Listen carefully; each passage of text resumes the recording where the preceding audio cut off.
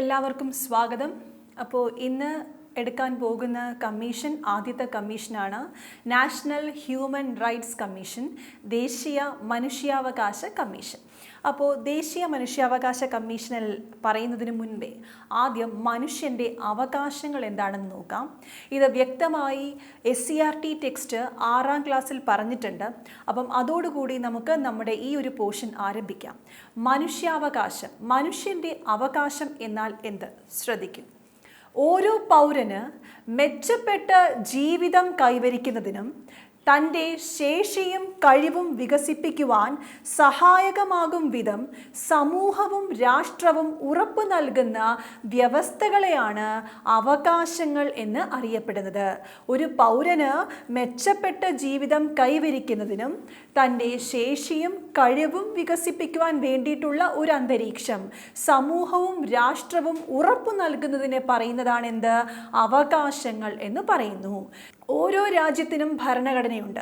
അങ്ങനെ ഓരോ രാജ്യത്തിൻ്റെയും ഭരണഘടനയിൽ ആ രാജ്യത്തിൻ്റെ പൗരൻ്റെ അവകാശങ്ങൾ ഉറപ്പു നൽകുന്നുണ്ട്.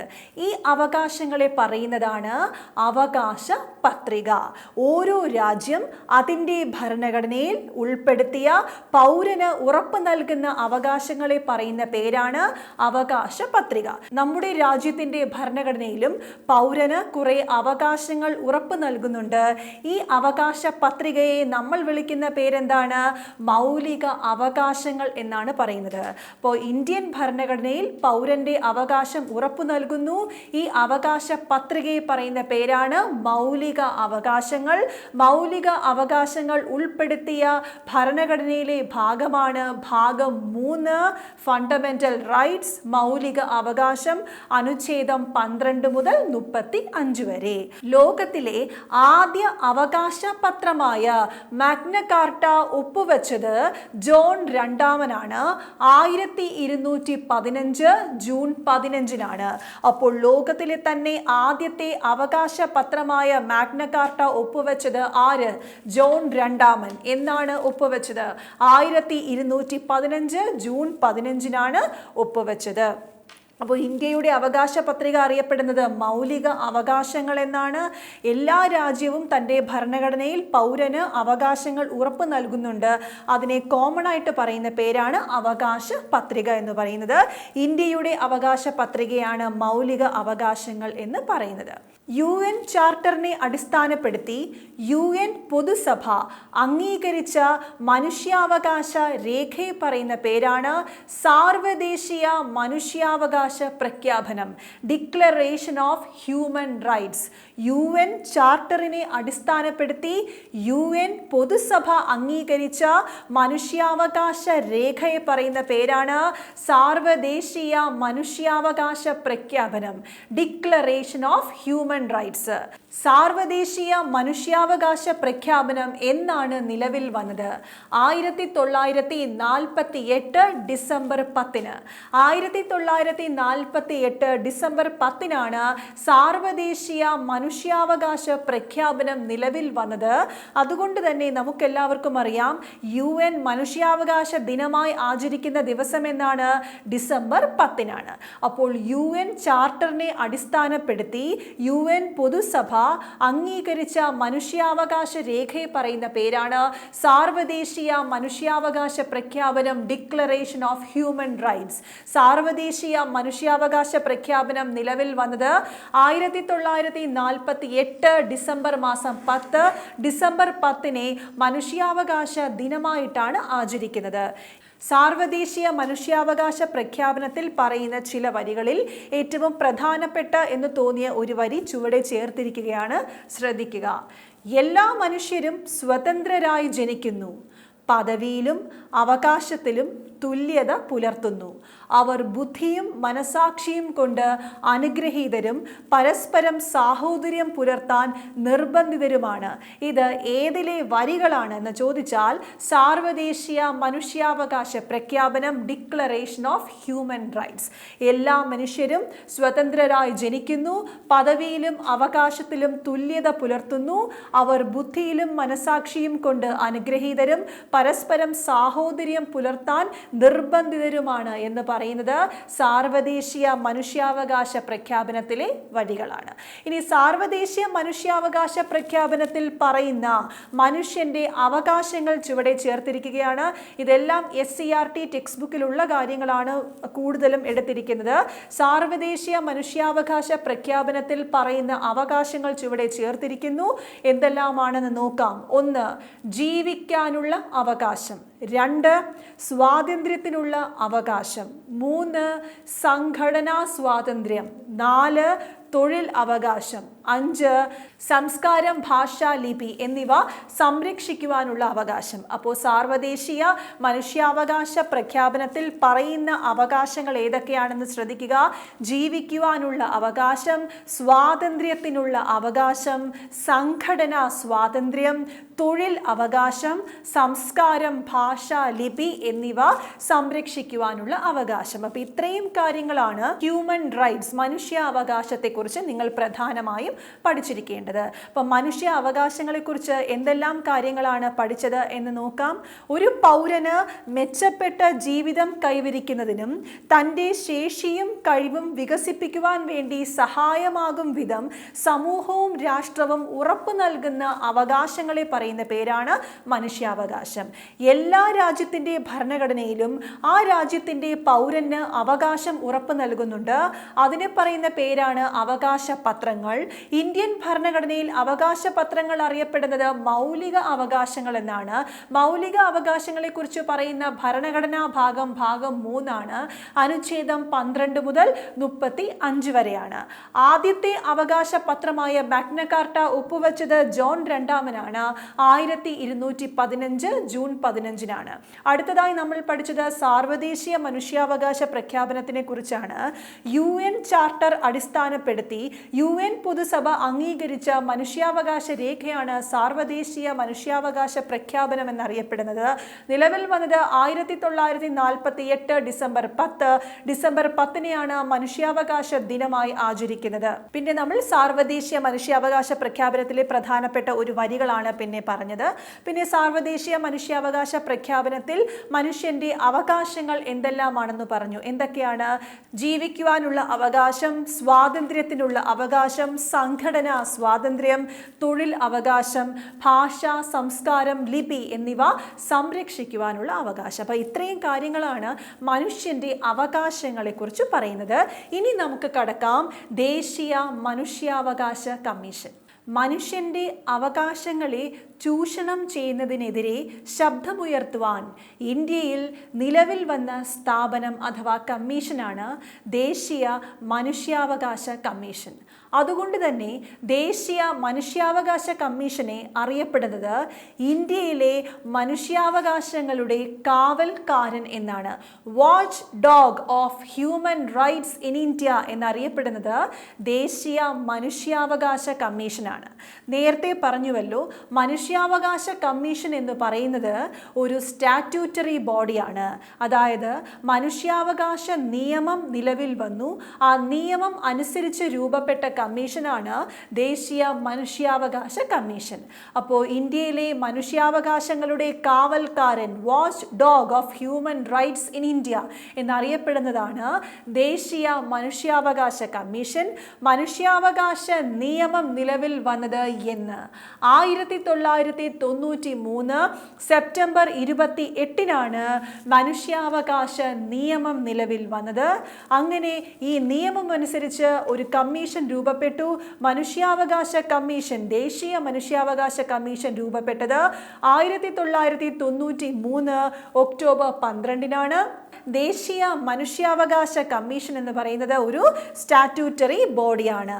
ദേശീയ മനുഷ്യാവകാശ കമ്മീഷന്റെ ആസ്ഥാനം ന്യൂഡൽഹി, അറിയപ്പെടുന്നത് മാനവ് അധികാർ ഭവൻ എന്നാണ്. അപ്പോൾ അത് ഇഷ്ടംപോലെ തവണ ചോദിച്ച ചോദ്യം, ഒരുപാട് തവണയായിട്ട് റിപ്പീറ്റ് ചെയ്യുന്ന ചോദ്യമാണ്. ദേശീയ മനുഷ്യാവകാശ കമ്മീഷൻ അറിയപ്പെടുന്നത്, ആസ്ഥാനം ന്യൂഡൽഹിയിലാണ്, അറിയപ്പെടുന്നത് മാനവ് അധികാർ ഭവൻ. നമ്മൾ പാർലമെന്റിനെ സൻസദ് ഭവൻ എന്ന് വിളിക്കുന്നു അല്ലേ? അതുപോലെ വനിതാ കമ്മീഷനെ നിർഭയ ഭവൻ എന്നറിയപ്പെടുന്നു. സെൻട്രൽ വിജിലൻസ് കമ്മീഷനെ സതർക്കതാ ഭവൻ എന്നറിയപ്പെടുന്നു. UPSCയെ ഡോൾപൂർ ഹൗസ് എന്നറിയപ്പെടുന്നു. കേന്ദ്ര സാഹിത്യ അക്കാദമി, രവീന്ദ്ര ഭവൻ എന്നറിയപ്പെടുന്നു, KSFE ഭദ്രതാ ഭവൻ എന്നറിയപ്പെടുന്നു, KSEB വൈദ്യുതി ഭവൻ എന്നറിയപ്പെടുന്നു, ISRO അന്തരീക്ഷ ഭവൻ എന്നറിയപ്പെടുന്നു, ആസൂത്രണ കമ്മീഷൻ യോജനാ ഭവൻ എന്നറിയപ്പെടുന്നു. ഇങ്ങനെ ഓരോ കമ്മീഷൻ അഥവാ ഓരോ സ്ഥാപനത്തിനും ആസ്ഥാനം ഡൽഹിയിലായിരിക്കാം, അവർക്ക് നൽകിയിരിക്കുന്ന പേരാണ് ഈ പറഞ്ഞത്. അതുപോലെ തന്നെ നാഷണൽ ഹ്യൂമൻ റൈറ്റ്സ് കമ്മീഷന്റെ ആസ്ഥാനം ന്യൂഡൽഹിയിലാണ്. എങ്ങനെ അറിയപ്പെടുന്നു? മാനവ് അധികാർ ഭവൻ എന്നറിയപ്പെടുന്നു. മാനവ് അധികാർ ഭവൻ എന്ന് അറിയപ്പെടുന്നു. ആസ്ഥാനം ന്യൂഡൽഹിയിലാണ്. ദേശീയ മനുഷ്യാവകാശ കമ്മീഷനിലെ ചെയർമാനെയും അംഗങ്ങളെയും തിരഞ്ഞെടുക്കുവാൻ വേണ്ടി ഒരു കമ്മിറ്റി ആദ്യം രൂപീകരിക്കുന്നു. ഈ കമ്മിറ്റിയിലെ അംഗങ്ങൾ ആരൊക്കെയാണെന്ന് നോക്കി വെക്കുക. കാരണം താഴെ തന്നിരിക്കുന്നവയിൽ ദേശീയ മനുഷ്യാവകാശ കമ്മീഷനിലെ അംഗങ്ങളെ തിരഞ്ഞെടുക്കുന്ന കമ്മിറ്റികളിൽ പെടാത്തതാരാണ് എന്ന ചോദ്യം ചോദിക്കാം. അതുകൊണ്ട് തന്നെ വളരെ വ്യക്തമായി കേട്ടിരിക്കുക. ദേശീയ മനുഷ്യാവകാശ കമ്മീഷനിലെ ചെയർമാനെയും അംഗങ്ങളും തിരഞ്ഞെടുക്കാൻ ഒരു കമ്മിറ്റി രൂപീകരിക്കുന്നു. ഈ കമ്മിറ്റിയിലെ അംഗങ്ങൾ ആരൊക്കെ? 1 പ്രധാനമന്ത്രി, 2 ആഭ്യന്തരമന്ത്രി, 3 ലോക്സഭാ സ്പീക്കർ, 4 ലോക്സഭയിലെ പ്രതിപക്ഷ നേതാവ്, 5 രാജ്യസഭാ പ്രതിപക്ഷ നേതാവ്, 6 രാജ്യസഭാ ഡെപ്യൂട്ടി ചെയർമാൻ. ഈ 6 പേരും കൂടെ ചേർന്നാണ് മനുഷ്യാവകാശ കമ്മീഷൻ, ദേശീയ മനുഷ്യാവകാശ കമ്മീഷനിലെ ചെയർമാനെയും അംഗങ്ങളെയും തിരഞ്ഞെടുക്കുന്ന കമ്മിറ്റി. ഈ തിരഞ്ഞെടുക്കുമ്പോൾ ആരാണ് ഈ അംഗങ്ങളെ നിയമിക്കുന്നത് എന്ന് ചോദിച്ചാൽ അത് രാഷ്ട്രപതിയാണ്. ഈ കമ്മിറ്റി മുഖാന്തരം അംഗങ്ങളെ തിരഞ്ഞെടുക്കുന്നു. അങ്ങനെ ഈ അംഗങ്ങൾക്ക് നിയമനം നൽകുന്നത് അഥവാ നിയമിക്കുന്നത് പ്രസിഡന്റ്, രാഷ്ട്രപതിയാണ്. ദേശീയ മനുഷ്യാവകാശ കമ്മീഷനിലെ അംഗങ്ങളെ നിയമിക്കുന്നത് രാഷ്ട്രപതിയാണ്. നിയമിക്കുന്നത് രാഷ്ട്രപതിയാണെങ്കിൽ നീക്കം ചെയ്യുന്നതും ആര് തന്നെയായിരിക്കും?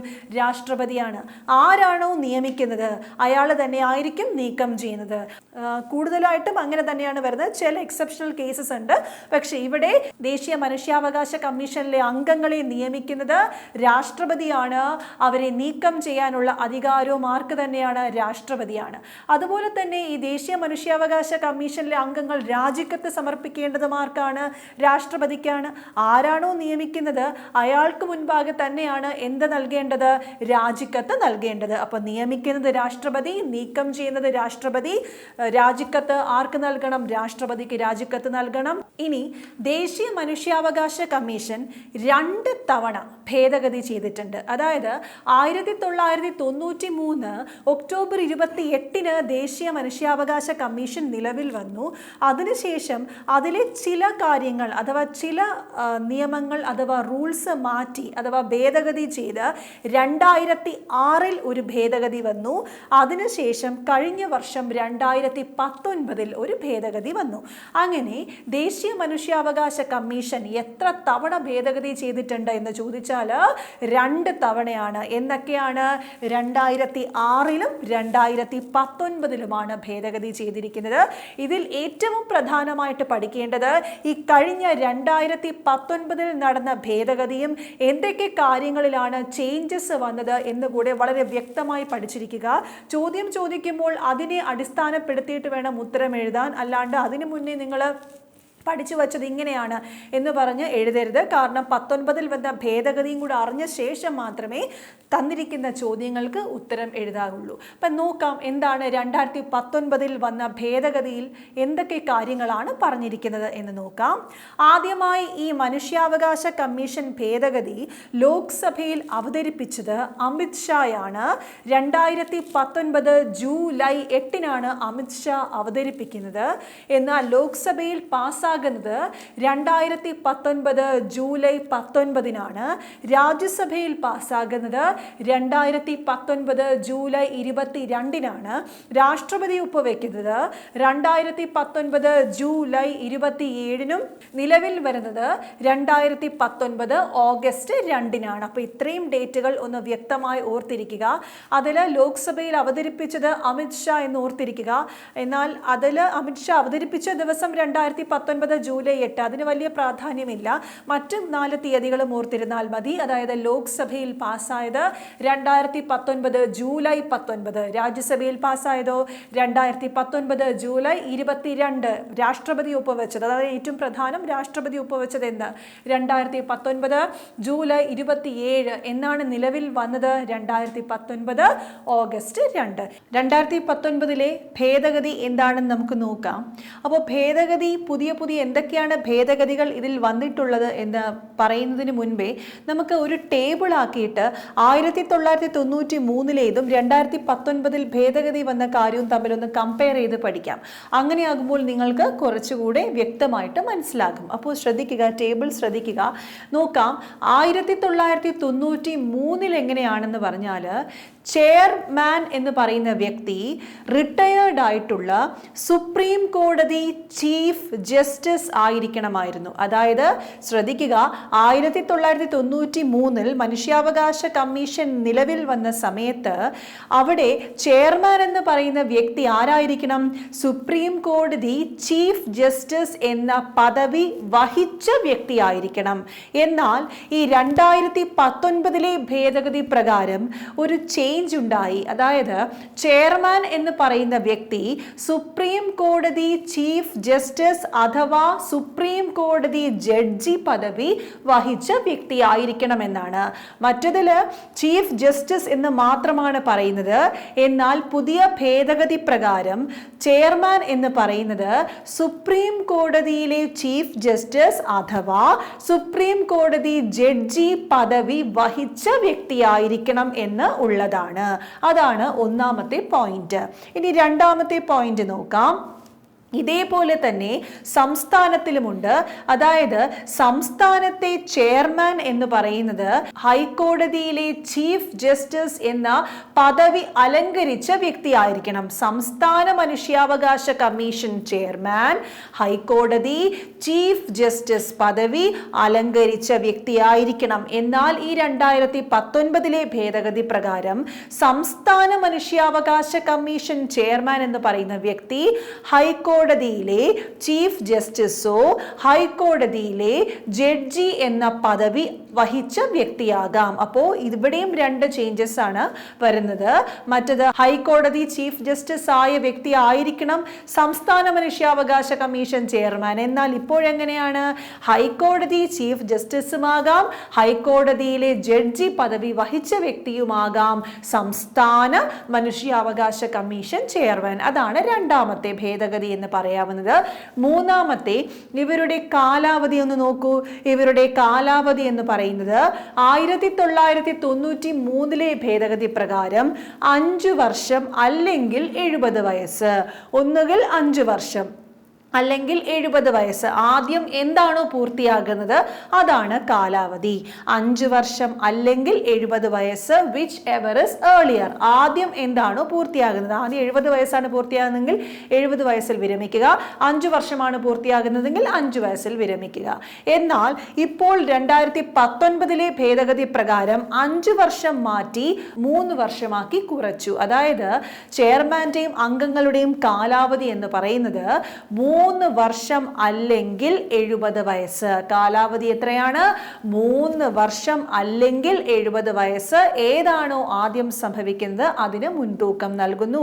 അപ്പോൾ 1993 പ്രകാരം 5 വർഷം അല്ലെങ്കിൽ 70 വയസ്സ് എന്നുള്ളതിനെ ചുരുക്കി 3 വർഷം എന്ന് ആക്കി. 3 വർഷം അല്ലെങ്കിൽ 70 വയസ്സ്. ഇനിയുള്ള പോയിന്റ് ആണ് ഏറ്റവും കൂടുതൽ നിങ്ങൾ ശ്രദ്ധിക്കേണ്ടത്. ദേശീയ മനുഷ്യാവകാശ കമ്മീഷനിലെ ചെയർമാനും അംഗങ്ങളുടെയും കാര്യമാണ്. ഇതില് ചെയർമാനും അംഗങ്ങളും 1993 പ്രകാരം ചെയർമാൻ പ്ലസ് 4 മെമ്പേഴ്സ് എന്നുള്ളതായിരുന്നു. ചെയർമാൻ ഉൾപ്പെടെ 5 പേര് അല്ലെങ്കിൽ ചെയർമാനും 4 അംഗങ്ങളും. ചെയർമാൻ പ്ലസ് 4 members എന്നുള്ളതായിരുന്നു. ആ 4 മെമ്പേഴ്സിൽ 2 പേര് എന്ന് പറയുന്നത് മനുഷ്യാവകാശത്തെക്കുറിച്ച് പ്രായോഗിക അറിവുകളുള്ള വ്യക്തിയായിരിക്കണം. അതായത് മനുഷ്യാവകാശങ്ങളെ പറ്റി പ്രാക്ടിക്കൽ എക്സ്പീരിയൻസ് അഥവാ പ്രായോഗിക അറിവുകൾ ഉള്ള വ്യക്തിയായിരിക്കണം ആ 4 പേരിൽ 2 പേർ. അപ്പൊ 4 പേരിൽ 2 പേര് മനുഷ്യാവകാശത്തെ പറ്റിയുള്ള അറിവുകൾ ഉള്ള വ്യക്തികളായിരിക്കണം എന്നുള്ളതാണ്. അങ്ങനെ 4 + 1 ചെയർമാൻ ഉൾപ്പെടെ 5 പേരാണ്. എന്നാൽ പുതിയ 2019 ഭേദഗതി പ്രകാരം ഈ 4 പേരിൽ 2 പേരല്ലേ മനുഷ്യാവകാശത്തെ പറ്റി പ്രായോഗിക അറിവുകളുള്ള വ്യക്തികൾ എന്ന് പറഞ്ഞത്. എന്നാൽ അതിൽ 2 പേരിൽ നിന്നും ഒരാളെയും കൂടെ കൂട്ടിയിരിക്കുന്നു. അതായത് 3 പേർ മനുഷ്യാവകാശത്തെ പറ്റി പ്രായോഗിക അറിവ് ഉള്ളവരായിരിക്കണം. 3 പേർ. അപ്പൊ 2-ൽ നിന്ന് 3 ആക്കി. അപ്പോൾ 4 എന്തായി മാറി? 5 ആയി മാറി. അതായത് ചെയർമാൻ + 5 അംഗങ്ങൾ 3 പേരിൽ 2 പേരിൽ നിന്ന് 3 പേരാക്കി മനുഷ്യാവകാശ ത്തെക്കുറിച്ചുള്ള പ്രായോഗിക അറിവുകളുള്ള 3 പേര് വേണം എന്ന് പറഞ്ഞു. പിന്നെ ഒരു അഡീഷണൽ പോയിന്റും കൂടെ ഉണ്ട്. അതിൽ ഒരാൾ വനിതയായിരിക്കണം. ഒരാൾ ഇതിൽ നിർബന്ധമായും ഒരു വനിത ഉണ്ടാകണം എന്നും കൂടെ ഇതിൽ ഉൾപ്പെടുത്തുകയാണ് ചെയ്തത്. അപ്പൊ 2019 ഭേദഗതി പ്രകാരം നിലവിൽ എത്ര പേരുണ്ട്? ചെയർമാൻ ഉൾപ്പെടെ 6 പേര്, അല്ലെങ്കിൽ ചെയർമാൻ + 5 members. എങ്ങനെയാണ് പുതിയ ഒരാളും കൂടെ വന്നത്? 2 പേരായിരുന്നു മനുഷ്യാവകാശത്തെക്കുറിച്ച് അറിവുള്ള 2 പേരായിരുന്നു 1993. എന്നാൽ ഇപ്പോൾ 2019 ഭേദഗതി പ്രകാരം മനുഷ്യാവകാശത്തെക്കുറിച്ച് അറിവുള്ള 2 പേരിൽ നിന്ന് കൂട്ടി എത്രയാക്കി? 3 പേരാക്കി. അങ്ങനെ ഇരിക്കെ 4 എന്നുള്ള മെമ്പേഴ്സ് 5 പേരായി. ഇതിൽ 3 പേരാക്കി ഒരാൾ വനിതയായിരിക്കണം എന്നുള്ള ഒരു നിർബന്ധവും വച്ചു. അതായത് ഇതിൽ ഒരു വനിത നിർബന്ധമാണ് എന്നും ഉള്ള ഒരു ഭേദഗതിയും കൂടെ ഉൾപ്പെടുത്തി. അങ്ങനെ നിലവിലെ കാര്യം പറയുക, ചെയർമാൻ ഉൾപ്പെടെ 6 പേര് അഥവാ ചെയർമാൻ + 5 members എന്നുള്ളതാണ്. മുൻപിൽ ചെയർമാൻ ഉൾപ്പെടെ 5 പേര്. ഇവിടെ ചെയർമാൻ ഉൾപ്പെടെ 2019 ഭേദഗതി വന്നപ്പോൾ എത്ര പേരായി? 6 പേരായി. ഇനി ഒരു ഭേദഗതിയും കൂടെ ഉണ്ട്. അതായത് എക്സ് ഒഫീഷ്യോ അംഗങ്ങളുണ്ട്. അവരെ നമുക്ക് ടെമ്പററി അംഗങ്ങൾ എന്ന് വേണമെങ്കിൽ പറയാം, അല്ലെങ്കിൽ എക്സ് ഒഫീഷ്യോ അംഗങ്ങൾ. സ്ഥിര അംഗങ്ങളല്ല. സ്ഥിര അംഗങ്ങൾ ചെയർമാൻ + 5 പേര് 6 പേരാണ്. എന്നാൽ എക്സ് ഒഫീഷ്യോ അംഗങ്ങൾ 1993 ഭേദഗതി പ്രകാരം എക്സ് ഒഫീഷ്യോ അംഗങ്ങൾ 4 പേരായിരുന്നു. 1 പട്ടികജാതി കമ്മീഷൻ ചെയർമാൻ, 2 പട്ടികവർഗ കമ്മീഷൻ ചെയർമാൻ, 3 വനിതാ കമ്മീഷൻ ചെയർപേഴ്സൺ, 4 ന്യൂനപക്ഷ കമ്മീഷൻ ചെയർമാൻ. ഇവർ 4 പേരുമായിരുന്നു എക്സ് ഒഫീഷ്യോ ചെയർമാൻ. അപ്പോൾ സ്ഥിര അംഗങ്ങൾ + എക്സ് ഒഫീഷ്യോ ചെയർമാൻ ഉണ്ടായിരുന്നു. ഈ എക്സ് ഒഫീഷ്യോ ചെയർമാൻ ആരൊക്കെയാണെന്ന് നോക്കിക്കേ. SC, അതായത് പട്ടികജാതി കമ്മീഷൻ ചെയർമാൻ ഉണ്ട്, പട്ടികവർഗ കമ്മീഷൻ ചെയർമാൻ ഉണ്ട്, വനിതാ കമ്മീഷൻ ചെയർപേഴ്സൺ ഉണ്ട്, ന്യൂനപക്ഷ മൈനോറിറ്റി കമ്മീഷൻ ചെയർമാൻ ആയിരുന്നു. എന്നാൽ 2019 ഭേദഗതി പ്രകാരം എക്സ് ഒഫീഷ്യോ ചെയർമാൻ അല്ലെ എക്സ് ഒഫീഷ്യോ അംഗങ്ങൾ എണ്ണങ്ങൾ കൂട്ടി. ഇപ്പോൾ 4 ആയിരുന്നു. 2019 ഭേദഗതി പ്രകാരം 7 ആക്കി. അതായത് 3 പേരെയും കൂടെ കൂട്ടുകയാണ് ചെയ്തത്. ഈ 4 പേര് ഓൾറെഡി ഉണ്ട്, ഇനി 3 പേരും കൂടെ ഉണ്ട്. അങ്ങനെ മൊത്തത്തിൽ എത്ര പേര്? 7 പേരാണ്. ഇനി കുറച്ച് എക്സ് ഒഫീഷ്യോ അംഗങ്ങളെയും തിരഞ്ഞെടുത്തു. അതായത് ശ്രദ്ധിക്കൂ, ദേശീയ ന്യൂനപക്ഷ commission chairperson, minority commission chairperson, പട്ടികജാതി കമ്മീഷൻ ചെയർപേഴ്സൺ, പട്ടികവർഗ കമ്മീഷൻ ചെയർപേഴ്സൺ, വനിതാ കമ്മീഷൻ ചെയർപേഴ്സൺ, ദേശീയ പിന്നോക്ക വിഭാഗ കമ്മീഷൻ ചെയർപേഴ്സൺ, NCPCR എന്ന് പറഞ്ഞാൽ national commission for the protection of child rights, ബാലാവകാശ കമ്മീഷന്റെ ചെയർപേഴ്സൺ. അടുത്തത് chief commissioner for person with disabilities. ഇവരെല്ലാവരെയും എക്സ് ഒഫീഷ്യോ അംഗങ്ങളായിട്ടും നിയമിച്ചു. അപ്പോൾ ഇത്രയും കാര്യങ്ങളാണ് 2019 ദേശീയ തലത്തിൽ വന്ന ഭേദഗതികൾ. എന്തൊക്കെയാണ് ദേശീയ തലത്തിൽ വന്ന ഭേദഗതികൾ? ഒന്ന്, ദേശീയ മനുഷ്യാവകാശ കമ്മീഷന്റെ ചെയർമാന്റെ യോഗ്യത എന്ന് പറയുന്നത് സുപ്രീം കോടതി ജഡ്ജി അഥവാ ചീഫ് ജസ്റ്റിസ് പദവി അലങ്കരിച്ച വ്യക്തിയായിരിക്കണം. പിന്നീട് വന്ന മറ്റൊരു ഭേദഗതി, കാലാവധി എന്ന് പറയുന്നത് 5 വർഷം അല്ലെങ്കിൽ 70 വയസ്സ് എന്നുള്ളത് മാറ്റുകയും 3 വർഷം അല്ലെങ്കിൽ 70 വയസ്സ് എന്ന നിലയിലേക്ക് ആക്കുകയും ചെയ്തു. പിന്നീട് എക്സ് ഒഫീഷ്യോ അംഗങ്ങളെ നിയമിക്കുകയുണ്ടായി. ഈ എക്സ് ഒഫീഷ്യോ അംഗങ്ങൾ ആരൊക്കെയാണ്? ദേശീയ ന്യൂനപക്ഷ കമ്മീഷൻ ചെയർപേഴ്സൺ, പട്ടികജാതി കമ്മീഷൻ ചെയർപേഴ്സൺ, പട്ടികവർഗ കമ്മീഷൻ ചെയർപേഴ്സൺ, വനിതാ കമ്മീഷൻ ചെയർപേഴ്സൺ, ദേശീയ പിന്നോക്ക വിഭാഗ commission chairperson, NCPCR national commission for the protection of child rights chairperson, chief commissioner for person with disabilities. ഇത്രയും പേരാണ് എക്സ് ഒഫീഷ്യോ അംഗങ്ങളായി നിയമിച്ചത്. ദേശീയ മനുഷ്യാവകാശ കമ്മീഷനിലെ ആദ്യത്തെ ചെയർമാൻ ആരാണ്? അതായത് ദേശീയ മനുഷ്യാവകാശ കമ്മീഷനിലെ first chairman justice Ranganatha Mishra. ദേശീയ മനുഷ്യാവകാശ കമ്മീഷന്റെ ആദ്യത്തെ ചെയർമാനാണ് ജസ്റ്റിസ് രംഗനാഥ മിശ്ര. അടുത്ത ചോദ്യം, ദേശീയ മനുഷ്യാവകാശ കമ്മീഷന്റെ ആദ്യത്തെ മലയാളിയായ ചെയർമാനായ ദേശീയ മനുഷ്യാവകാശ കമ്മീഷനിലെ ആദ്യ മലയാളി ചെയർമാൻ ആര്? Justice KG Balakrishnan. ആദ്യ Malayali chairman justice KG Balakrishnan. ഇദ്ദേഹം തന്നെയാണ് ഏറ്റവും കൂടുതൽ കാലം അധ്യക്ഷൻ പദവി വഹിച്ച വ്യക്തിയും. അപ്പോൾ ഏറ്റവും കൂടുതൽ കാലം അധ്യക്ഷനായിരുന്നതും മലയാളിയായ ജസ്റ്റിസ് KG ബാലകൃഷ്ണനാണ്. നിലവിലെ ചെയർപേഴ്സൺ അഥവാ നിലവിലെ ചെയർമാൻ എന്ന്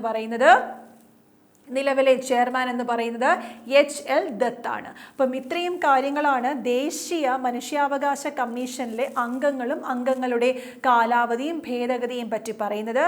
അപ്പോൾ ദേശീയ മനുഷ്യാവകാശ കമ്മീഷന്റെ ആദ്യത്തെ ചെയർമാൻ ജസ്റ്റിസ് രംഗനാഥ മിശ്ര, അധ്യക്ഷനായ ആദ്യ മലയാളി ജസ്റ്റിസ് KG ബാലകൃഷ്ണൻ, ഏറ്റവും കൂടുതൽ കാലം അധ്യക്ഷനായിരുന്നതും ജസ്റ്റിസ് KG ബാലകൃഷ്ണൻ എന്ന മലയാളി വ്യക്തി തന്നെയായിരുന്നു.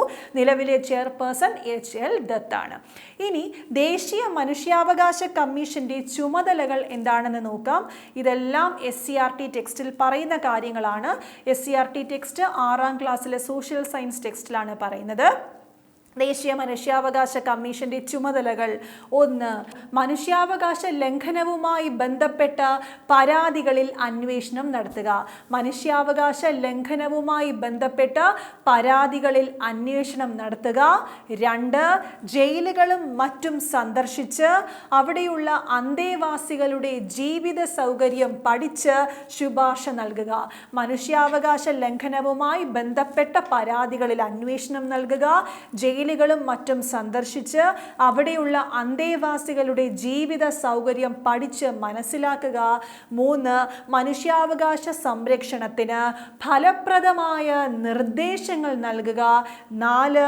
മനുഷ്യാവകാശ രംഗത്ത് പ്രവർത്തിക്കുന്ന സംഘടനകളെ പരിപോഷിപ്പിക്കുക. മനുഷ്യന്റെ അവകാശം ഉറപ്പു നൽകുക. ഇതൊക്കെയാണ് ദേശീയ മനുഷ്യാവകാശ കമ്മീഷന്റെ ചുമതലകൾ. എന്തൊക്കെയാണ്? 1. മനുഷ്യാവകാശ ലംഘനവുമായി ബന്ധപ്പെട്ട പരാതികളിൽ അന്വേഷണം നടത്തുക. 2. ജയിലുകളും മറ്റും സന്ദർശിച്ച് അന്തേവാസികളുടെ ജീവിത സൗകര്യം പഠിച്ച് ശുപാർശ നൽകുക. 3. മനുഷ്യാവകാശ സംരക്ഷണത്തിന് ഫലപ്രദമായ നിർദ്ദേശങ്ങൾ നൽകുക. 4. മനുഷ്യാവകാശ രംഗത്ത് പ്രവർത്തിക്കുന്ന സംഘടനകളെ പരിപോഷിക്കുക. മനുഷ്യന്റെ അവകാശം സംരക്ഷിക്കുക. ഇത്രയും കാര്യങ്ങളാണ് മനുഷ്യാവകാശ ചുമതലകൾ. അപ്പോൾ ഇത്രത്തോടുകൂടി ദേശീയ മനുഷ്യാവകാശ കമ്മീഷൻ കഴിഞ്ഞിരിക്കുന്നു. ഇനി അടുത്തത് സംസ്ഥാന മനുഷ്യാവകാശ കമ്മീഷനാണ്. അപ്പോൾ ഇത്രയും നേരം പഠിച്ച ദേശീയ മനുഷ്യാവകാശ കമ്മീഷൻ ഒന്നുകൂടെ ഒന്ന് പറയാം.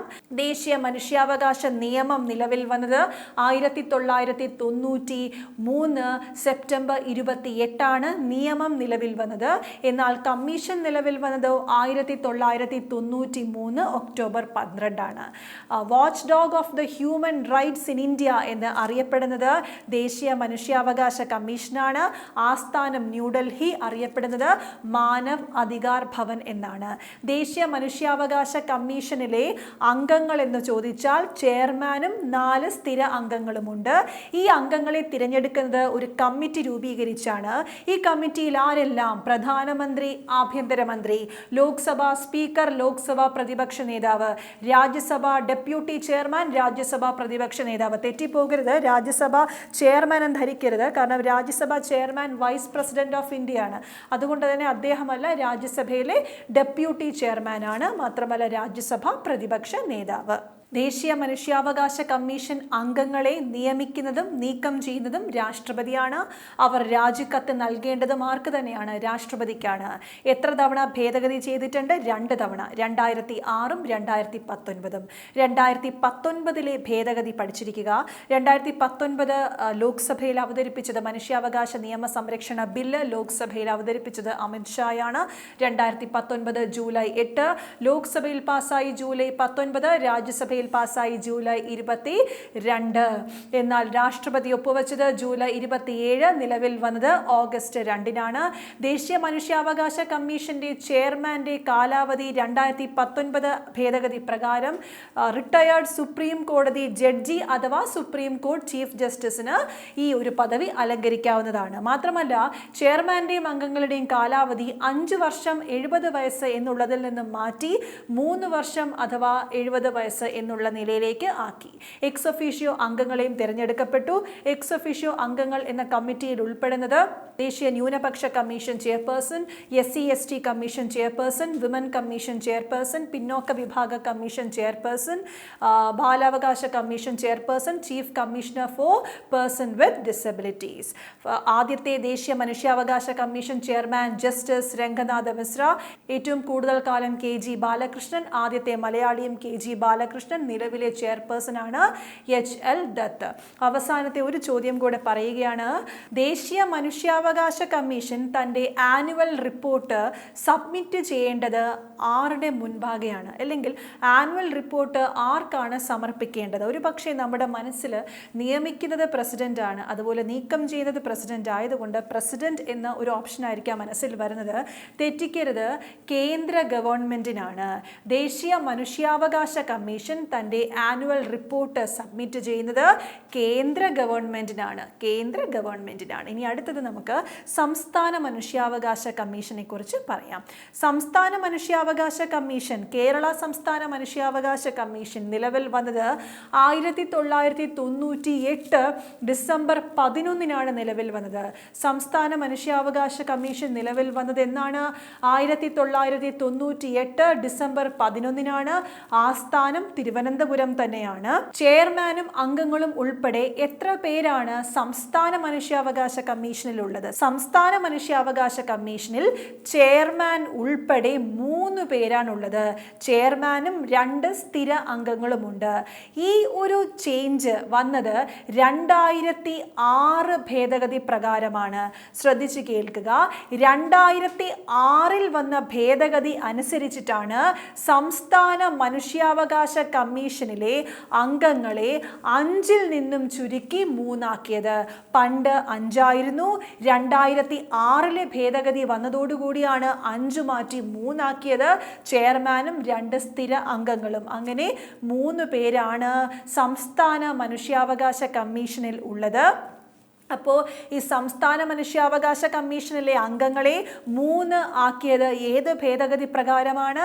2006 ഭേദഗതിയാണ്. തെറ്റിക്കരുത്, 19 അല്ല, 2006 ഭേദഗതി പ്രകാരമാണ്. ഈ കമ്മിറ്റിയിലെ അഥവാ ഈ ചെയർമാനും ഈ 2 സ്ഥിര അംഗങ്ങളും ഉണ്ടെന്ന് പറഞ്ഞു.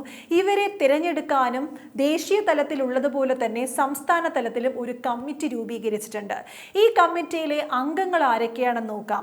ദേശീയ തലത്തിൽ ആരൊക്കെയുണ്ട്?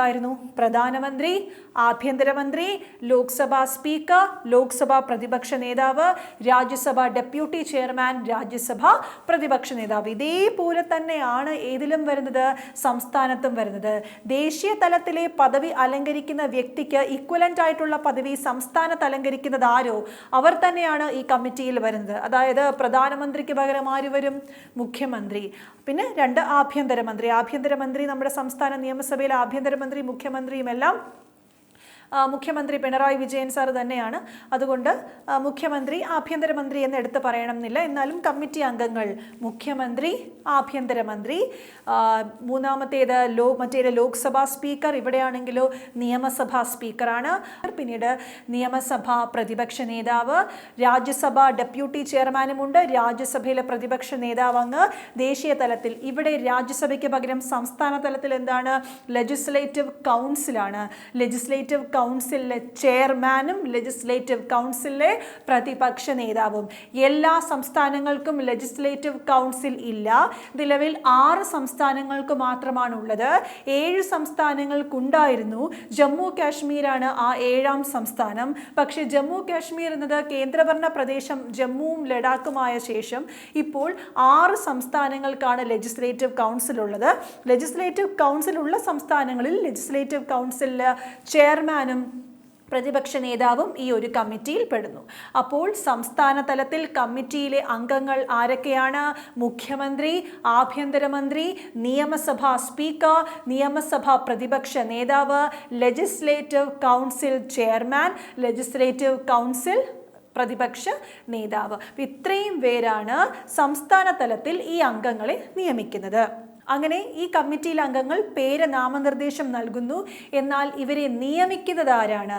സംസ്ഥാന മനുഷ്യാവകാശ കമ്മീഷനിലെ ചെയർമാനെയും അംഗങ്ങളെയും നിയമിക്കുന്നത് ഗവർണറാണ്. ദേശീയ തലത്തിൽ പ്രസിഡന്റ് ആണെങ്കിൽ സംസ്ഥാന തലത്തിൽ നിയമിക്കുന്നത് ഗവർണറാണ്. ഇവിടെ ഒരു ചേഞ്ച് മാത്രമുണ്ട്, ശ്രദ്ധിക്കുക. സംസ്ഥാന മനുഷ്യാവകാശ കമ്മീഷൻ ചെയർമാനെയും അംഗങ്ങളെയും നിയമിക്കുന്നത് ഗവർണറാണ്. അതിന് സംശയമില്ല. അവിടെ പ്രസിഡന്റ് ആണെങ്കിൽ ഇവിടെ സംസ്ഥാനമാകുമ്പോൾ ഗവർണറാണ്. എന്നാൽ ഇവരെ നീക്കം ചെയ്യുവാനുള്ള അധികാരം ആർക്ക്? നീക്കം ചെയ്യുവാനുള്ള അധികാരം രാഷ്ട്രപതിക്കാണ്. അപ്പോൾ ശ്രദ്ധിക്കുക, സംസ്ഥാന മനുഷ്യാവകാശ കമ്മീഷനിലെ അംഗങ്ങളെ നിയമിക്കുന്നത് ഗവർണറാണ്. ഇവരെ നീക്കം ചെയ്യാനുള്ള അധികാരം ഗവർണർക്കില്ല, രാഷ്ട്രപതിക്കാണ് ഇവരെ നീക്കം ചെയ്യുവാനുള്ള അധികാരം. 2019 ഭേദഗതി പ്രകാരം സംസ്ഥാന തലത്തിൽ എന്തെല്ലാം ചേഞ്ചസ് വന്നു എന്ന് നോക്കാം. അവിടെ എങ്ങനെയാണ്? ദേശീയ തലത്തിൽ അവിടെ ചെയർമാൻ എന്ന് പറയുന്ന വ്യക്തി റിട്ടയേർഡ് ആയിട്ടുള്ള സുപ്രീം കോടതി ജഡ്ജോ ചീഫ് ജസ്റ്റിസോ ആവാം. അതേപോലെയാണ് സംസ്ഥാന തലത്തിൽ ചെയർമാൻ ആരാകാം? റിട്ടയേർഡ് ആയിട്ടുള്ള ഹൈക്കോടതി ജഡ്ജി അഥവാ ഹൈക്കോർട്ട് ചീഫ് ജസ്റ്റിസിന് സംസ്ഥാന മനുഷ്യാവകാശ കമ്മീഷൻ ചെയർമാൻ എന്ന പദവി അലങ്കരിക്കാൻ സാധിക്കുന്നു. സംസ്ഥാന മനുഷ്യാവകാശ കമ്മീഷൻ അംഗങ്ങൾ ഇവരുടെ കാലാവധി എന്ന് പറയുന്നത് 3 വർഷം അല്ലെങ്കിൽ 70 വയസ്സ്. ദേശീയ തലത്തിലും ഇത് തന്നെയാണ് അല്ലേ? 5 വർഷം 70 വയസ്സ് മാറ്റി 3 വർഷം 70 വയസ്സാക്കി. സംസ്ഥാന തലത്തിലും ചെയർമാന്റെയും അംഗങ്ങളുടെയും കാലാവധി എന്ന് പറയുന്നത് 3 വർഷം അല്ലെങ്കിൽ 70 വയസ്സ് എന്ന് ഉള്ളതാണ്. 3 വർഷം അല്ലെങ്കിൽ 70 വയസ്സ്. ഇനി നമ്മുടെ സംസ്ഥാന മനുഷ്യാവകാശ കമ്മീഷനിലെ ആദ്യത്തെ ചെയർമാൻ ആര്? Justice M Pareed Pillai. ആദ്യത്തെ chairman justice M Pareed Pillai. നിലവിലെ ചെയർമാൻ ആന്റണി ഡൊമിനിക് ആണ്. അപ്പോൾ ആദ്യത്തെ ചെയർമാൻ എന്ന് പറയുന്നത് ജസ്റ്റിസ് എം പരീദ് പിള്ള, നിലവിലെ ചെയർമാൻ ആന്റണി ഡൊമിനിക് ആണ്. നമ്മുടെ കേരള സംസ്ഥാന മനുഷ്യാവകാശ കമ്മീഷനിലെ നിലവിലെ ചെയർമാൻ ആന്റണി ഡൊമിനിക് ആണ്. അപ്പോൾ ഇത്രയും കാര്യങ്ങളാണ് സംസ്ഥാന മനുഷ്യാവകാശ കമ്മീഷനിൽ നിങ്ങൾ പഠിച്ചിരിക്കേണ്ടത്. അപ്പോൾ സംസ്ഥാന മനുഷ്യാവകാശ കമ്മീഷൻ നിലവിൽ വന്നത് 1998 ഡിസംബർ 11 നിലവിൽ വരുന്നത്. ആസ്ഥാനം തിരുവനന്തപുരത്താണ്. അംഗങ്ങൾ എന്ന് പറയുന്നത് ചെയർമാൻ ഉൾപ്പെടെ 3 അംഗങ്ങളാണുള്ളത്. ഇവരെ നിയമിക്കുന്നത് ഗവർണറാണ്. നീക്കം ചെയ്യാനുള്ള അധികാരം രാഷ്ട്രപതിക്കാണ്. ഇവരെ നിയമിക്കുന്ന കമ്മിറ്റിയിലെ അംഗങ്ങളാണ് മുഖ്യമന്ത്രി, ആഭ്യന്തരമന്ത്രി, നിയമസഭാ സ്പീക്കർ, നിയമസഭാ പ്രതിപക്ഷ നേതാവ്, ലെജിസ്ലേറ്റീവ് കൗൺസിൽ പ്രതിപക്ഷ നേതാവ്, ലെജിസ്ലേറ്റീവ് കൗൺസിൽ ചെയർമാൻ. 2019 ഭേദഗതി പ്രകാരം നിലവിൽ വന്ന കാര്യങ്ങൾ: ചെയർമാൻ എന്ന് പറയുന്ന വ്യക്തി ഹൈക്കോടതിയിലെ ചീഫ് ജസ്റ്റിസ് അഥവാ ജഡ്ജി എന്ന പദവി അലങ്കരിച്ച വ്യക്തിയായിരിക്കണം. കാലാവധി 3 വർഷം അല്ലെങ്കിൽ 70 വയസ്സ് എന്നുള്ളതാണ്. എന്നാൽ സംസ്ഥാന മനുഷ്യാവകാശ കമ്മീഷനിലെ അംഗങ്ങളെ 5-ൽ നിന്ന് 3 മാറ്റിയ ഭേദഗതിയാണ് 2006 ഭേദഗതി. നേരത്തെ പറഞ്ഞു ദേശീയ മനുഷ്യാവകാശ കമ്മീഷനിലെ റിപ്പോർട്ട് ആനുവൽ റിപ്പോർട്ട് സബ്മിറ്റ് ചെയ്യുന്നത് കേന്ദ്ര ഗവൺമെൻറ്റിന് മുൻപാകെയാണെങ്കിൽ സംസ്ഥാന മനുഷ്യാവകാശ കമ്മീഷൻ്റെ ആനുവൽ റിപ്പോർട്ട് സബ്മിറ്റ് ചെയ്യേണ്ടത് സ്റ്റേറ്റ് ഗവൺമെൻറ്, സംസ്ഥാന ഗവൺമെൻറ്റിന് മുൻപാകെയാണ്. അപ്പോൾ ഇത്രയും കാര്യങ്ങളാണ് ദേശീയ സംസ്ഥാന മനുഷ്യാവകാശ കമ്മീഷനെ കുറിച്ച് പറയുന്നത്. ഇതിൽ ഒരു ക്വസ്റ്റ്യനും കൂടെ റെയർ ക്വസ്റ്റ്യൻ ആണ്, അതും കൂടെ പറയുകയാണ്. ഈ മനുഷ്യാവകാശ കമ്മീഷനെ കുറിച്ച് പറയുന്ന പട്ടിക ഏതാണ് എന്ന് ചോദിച്ചാൽ, അല്ലെങ്കിൽ മനുഷ്യാവകാശ കമ്മീഷനുമായി ബന്ധപ്പെട്ട് പറയുന്ന പട്ടിക, ഷെഡ്യൂൾ ഏതാണ് എന്ന് ചോദിച്ചാൽ പട്ടിക 7 ഏഴാമത്തെ ഷെഡ്യൂളിൽ എന്താണ് പറയുന്നത്? ലിസ്റ്റാണ് അല്ലേ? State list, union list, concurrent list എന്നീ ലിസ്റ്റുകളെ പറ്റിയാണ് പറയുന്നത്. അതായത് സ്റ്റേറ്റ് ലിസ്റ്റിലും കൺകറന്റ് ലിസ്റ്റിലും ഉള്ള കാര്യങ്ങൾ, സബ്ജക്ട്സ് മനുഷ്യാവകാശ ലംഘനവുമായി ബന്ധപ്പെട്ടിട്ടുള്ളതാണെങ്കിൽ അതിൽ സംസ്ഥാന ഗവൺമെൻറ്റിന് തീരുമാനമെടുക്കാം എന്ന് പറയുന്നുണ്ട്. അതുകൊണ്ട് മനുഷ്യാവകാശ കമ്മീഷനെ കുറിച്ച് പറയുന്ന പട്ടിക ഏത്, അല്ലെങ്കിൽ അതിനെക്കുറിച്ച് വ്യവസ്ഥകളെക്കുറിച്ച് വ്യക്തമാക്കുന്ന പട്ടിക ഏത് എന്ന് ചോദിച്ചാൽ പട്ടിക 7 എന്ന് പറയുന്നത് ലിസ്റ്റുകളെ പറ്റി പരാമർശിക്കുന്നു. അതായത് സ്റ്റേറ്റ് ലിസ്റ്റിലെ സബ്ജക്ട്സും കൺകറന്റ് ലിസ്റ്റിലെ സബ്ജക്ട്സിലും മനുഷ്യാവകാശ ലംഘനത്തെക്കുറിച്ച് പറയുക ാണെങ്കിൽ അത് ചോദ്യം ചെയ്യാനുള്ള അധികാരം സംസ്ഥാന ഗവൺമെന്റിനുണ്ട് എന്നുള്ളൊരു വ്യവസ്ഥയാണ് അതിൽ പറയുന്നത്. അതുകൊണ്ട് പട്ടിക ഏത്? 7ാമത്തെ പട്ടികയാണ്. അതും ജസ്റ്റ് അറിഞ്ഞു വയ്ക്കുക. അപ്പോൾ ഇത്രയും കാര്യങ്ങളാണ് സംസ്ഥാന ദേശീയ മനുഷ്യാവകാശ കമ്മീഷൻ.